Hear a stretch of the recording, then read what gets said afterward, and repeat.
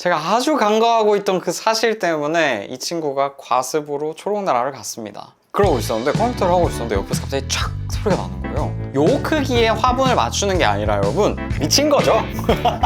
여기서 제일 중요한 거. 여러분 식물은 어떻게 살아가죠? 물을 먹고 살아간다? 그러면 물을 제대로 줬는데 왜 과습이 오게 될까? 여러분 안녕하세요. 잎들이 숨쉬는 공간 폴리아리움의 폴리입니다. 여러분 오늘은요 슬픈 소식으로 시작을 하게 됐는데요. 바로 안 보이네요. 이 친구와 함께 시작을 하려고 합니다. 저한테 좀 특별한 의미가 있는 식물이었는데요. 식물이었는데요. 과거형이 됐네요. 식물이었는데요. 초록나라로 가버렸습니다. 그것도요 이렇게 들면 뿌리가 없죠 여러분. 뿌리가 없이 죽었다는 건 뭔 줄 아십니까? 과습으로 죽었다는 겁니다. 뿌리가 다 썩었다는 거죠. 제가 흙을 안 좋은 걸 썼을까요? 뭐 화분 크기를 못 맞춰줬을까요? 물 주기를 못 맞춰줬을까요? 아니요. 제가 아주 간과하고 있던 그 사실 때문에 이 친구가 과습으로 초록나라를 갔습니다. 물도 잘 주고 다른 거 다 맞춰줬는데 왜 얘가 과습으로 갔는지 그것에 대해서 이야기를 해드리며 과습은 왜 오는가? 과습은 무엇인가? 그럼 과습 막을 수 있는가? 그것에 대해 너무 흥분했네 지금. 과습이 뭔지, 제가 겪었던 과습설, 과습은 이럴 때 온다, 또 과습에 대한 오해들, 또 과습이 왔을 땐 이렇게 하면 좋아요 같은 것까지 다 말씀을 드릴 테니 영상 끝까지 시청해주세요. 그래서 여러분 얘가 왜 저한테 특별하냐면요, 제가 예전 유튜브 예전 영상에서 한번 아우 더워라 예전 영상에서 한번 언급한 적이 있어요. 근데 그 영상을 제가 내렸나? 그래서 다시 한번 이야기를 해드리자면 이 친구는 콜로카시아 블랙매직이라는 친구인데요. 블랙매직, 검은색으로, 잎이 검은색으로 된 친구예요. 빛을 잘 받으면 잎이 검은색으로 진짜 매력적으로, 매혹적으로 변하는 그런 친구였는데, 저도 잘 키우고 있었죠. 빛도 잘 주고 물도 잘 주면서. 근데 새순도 막 잘 뿜어내거든요. 그래서 어느 날 새순이 이렇게 올라와 있었어요. 새순이 올라오면 이렇게 말려 있거든요. 이렇게 말려서 있고 물을 주고 옆에 두고 제가 이제 컴퓨터로 일을 하고 있었어요. 일을 한 게 아니라 난 이제 뭘 먹고 살아야 되지? 그러니까 제가 식물에 대한 매력을 조금씩 알아갈 그때쯤, 하나씩 드릴 때쯤 그러고 있었는데, 컴퓨터를 하고 있었는데 옆에서 갑자기 촥 소리가 나는 거예요. 진짜 촥 소리가 났어. 나만 들은 게 아니라 내 옆에 있던 강아지도 들어가지고 강아지도 그쪽으로 쳐다본 거예요. 그래서 저도 봤더니 이 새순이 물을 마시고 촥 펴진 거예요. 진짜 거짓말 하나도 안 보태고 착 펴지는 소리와 함께 펴진 거예요. 제가 그것을 경험하고 나서 놓고 얘기해. 너무 왜 이렇게 오늘 흥분하는 것이지? 그러니까 제가 그걸 보고 얘가 진짜 살아있는 식물이구나. 내 눈앞에서 정말 어떤 성장이라는 걸 하네? 식물이 성장하는 것을 보고 제가 그때 와 나도 진짜 열심히 살아야겠다. 그리고 계속 나아가야겠다 이런 생각이 들더라고요. 그래서 저한테 아주 특별한 경험을 선사해준 이 식물이었는데 이 친구가 이제 초록나라로 가게 됐네요.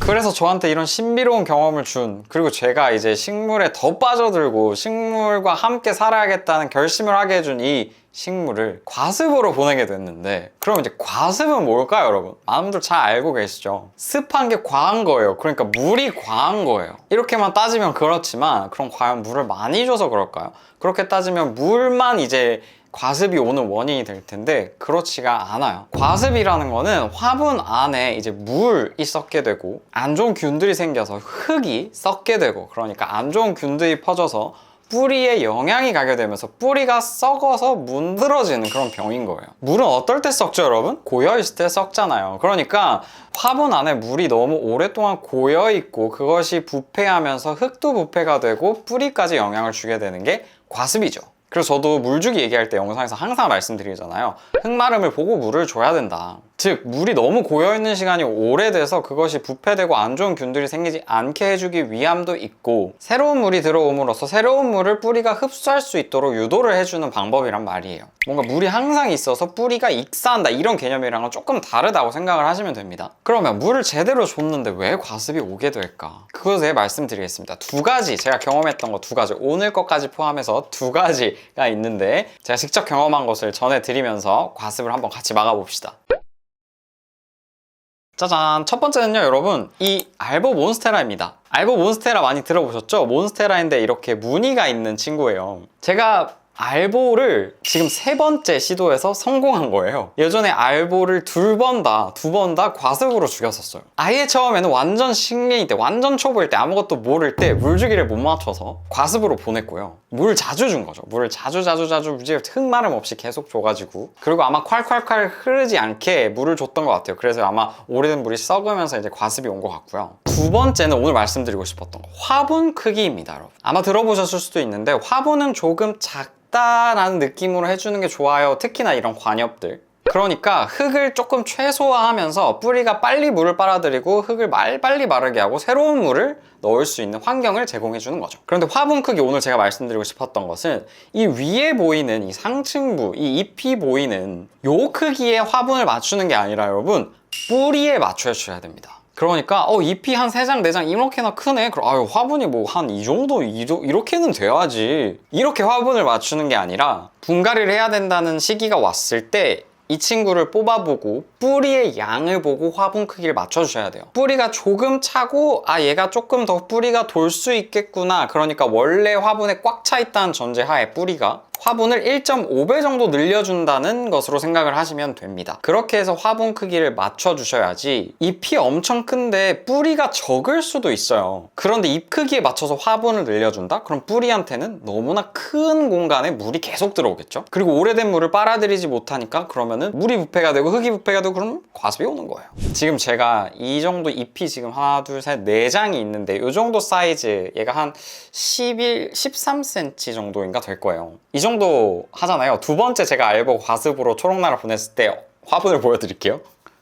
와우. 여러분 이거 보세요. 아니 여러분 정말 미친 거죠. 이거 뭐야, 참 재볼까? 이게 지금 제가 재봤는데 높이 20에 질은 23이거든요. 근데 그때가 잎이 2장짜리였어요. 잎이 좀 컸단 말이죠. 그러니까 잎이 크네? 이 정도는 돼야지 하고 했던 거예요. 흙이 진짜 안 마르더라고요. 그러니까 당연히 과습이 올 수밖에 없죠. 그렇게 시행착오를 겪고 제가 이렇게 알보를, 이건 1장짜리 잎이었는데 지금 3장을 더 내줬거든요. 성공한 이유, 화분 크기에 있습니다.